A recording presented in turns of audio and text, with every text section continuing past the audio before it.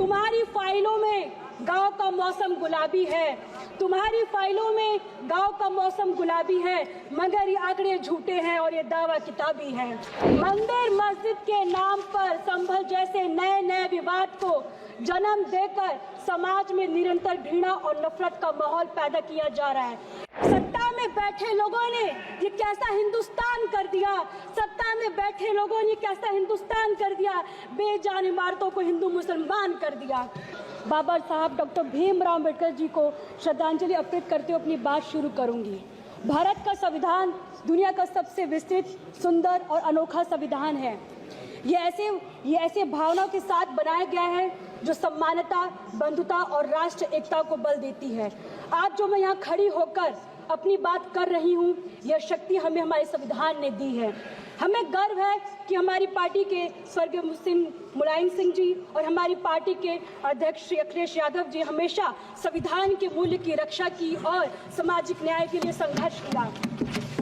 हमारे देश में हर नागरिक, चाहे जाति या धर्म कोई भी हो, खुद को सुरक्षित और शामिल महसूस करता है। लेकिन आज के दिन हमें यह सोचने की जरूरत है कि क्या हम संविधान के आदर्शों के अनुसार चल रहे हैं। 2014 से पहले भारत धर्मनिरपेक्षता, समानता और न्याय के प्रतीक था। 2014 से पहले सभी सरकारों ने संविधान का आदर किया था, लोकतंत्र, धर्मनिरपेक्षता को सुरक्षित रखा।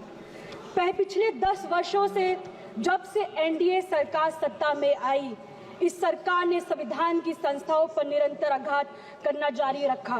विकास के वादे पर विनाश की एक अंतहीन कथा रखी है। सरकार की नीतियां एक धर्म और प्राथमिकता देकर धर्मनिरपेक्षता को कमजोर कर रही है। असहमति जताने वाली को देशद्रोही कहा जाता और उनके खिलाफ हिंसा या धमकी को सही ठहराना आर्टिकल 19, आर्टिकल 21 सीधा उल्लंघन है। तुम्हारी फाइलों में गांव का मौसम गुलाबी है, तुम्हारी फाइलों में गांव का मौसम गुलाबी है, मगर ये आंकड़े झूठे हैं और ये दावा किताबी है। 2018 में लाए गए इलेक्टोरल बॉन्ड ने राजनीतिक फंडिंग में पारदर्शिता को खत्म किया, जिसे सुप्रीम कोर्ट ने असंवैधानिक बताया।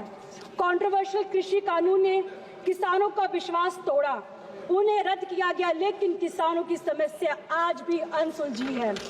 मंदिर मस्जिद के नाम पर संभल जैसे नए नए विवाद को जन्म देकर समाज में निरंतर घृणा और नफरत का माहौल पैदा किया जा रहा है।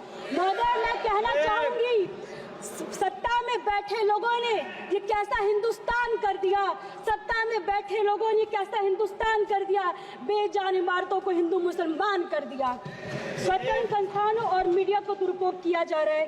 दलित की बेटी का अपहरण होना, उनका रेप कर दिया जाना, उनके शव को पुलिस द्वारा रात को पेट्रोल डालकर जला दिया जाना, उनके घरों में आग लगा दिया जाता, सभी घटनाएं 70 वर्ष के बाद भी हो रहा है।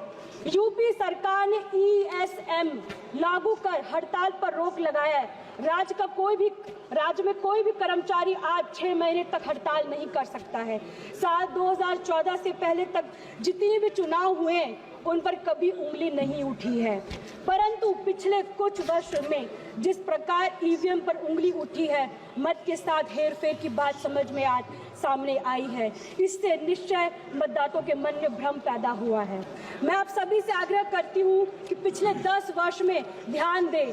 यह ऐसा दशक रहा जिसमें हमारे संविधान जो हमें एक राष्ट्र के रूप में जोड़ता है को कमजोरी करने की कोशिश की जा रही है। हर दिन हमें ऐसे काम और नीतियों देखने को मिलता है जहां अधिकारों और स्वतंत्रता को छीनने का प्रयास कर रहे हैं। हमें याद रखना चाहिए कि हमारे प्रियम्बल यह हमारे सामूहिक सपनों और मूल्य का प्रतीक है। ये जस्टिस, लिबर्टी और इक्वालिटी की बात करते हैं। ये केवल शब्द नहीं है बल्कि हमारे लोकतंत्र की नींव है। ये सिद्धांत हर नागरिक के सम्मान और गरिमा से जीने का अधिकार सुनिश्चित करने के लिए बने हैं। समाजवादी पार्टी पिछड़े, दलित, अल्पसंख्यक समुदाय के साथ मजबूती से खड़ी है। उनके अधिकारों को उत्थान करने का प्रतिबंध है और हम सुनिश्चित करते हैं कि उनकी आवाज़ हर राजनीतिक चर्चा में सुनी जाए। जाति जनगणना को हम सामाजिक और आर्थिक असमानताओं को दूर करने और समान अवसर प्रदान करने के लिए आवश्यकता मानते हैं। हमारा संविधान की मूल भावना है ये कि समाज के अंतिम पायदान पर खड़े व्यक्ति को मुख्य धारा से जोड़ना। हमारी पार्टी और हमारे नेता पीडीए के माध्यम से संविधान की उसकी मूल भावना को साकार कर रहे हैं। भारत का संविधान हमें देता है संदेश, भारत का संविधान हमें देता है संदेश, हम सब बाद में सबसे पहले हमारा देश। जय भीम, जय समाजवाद।